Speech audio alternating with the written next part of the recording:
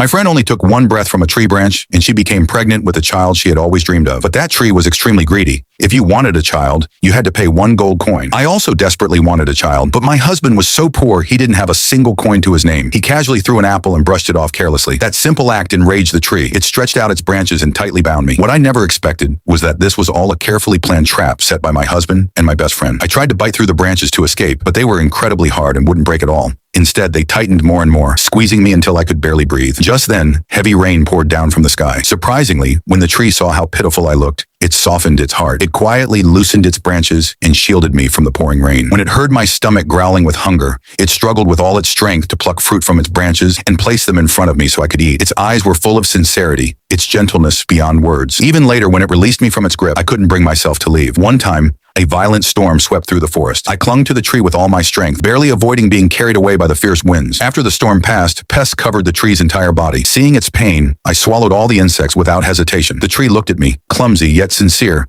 and smiled. A smile it rarely showed. Suddenly, I noticed a wound on its body. I quickly picked a medicinal herb, chewed it up, and pressed it onto the wound. The very next second, a dazzling gemstone instantly grew from the top of the tree. It gently shook itself, letting the gem fall, wanting me to take the wealth and leave to live a safe life. But how could I bear to leave it? Just then, my ex-husband arrived and witnessed everything. His eyes lit up with greed. He grabbed a chainsaw and rushed forward, trying to cut down the tree and steal the gem. At that moment, a branch shot out violently and sliced the chainsaw in half. In the next second, something even more miraculous happened. The tree transformed into a handsome young man. He gently pulled me into his arms and softly snapped his fingers. Immediately after, branches bound my ex-husband and dragged him into the soil. From that day on, the tree and I lived happily ever after.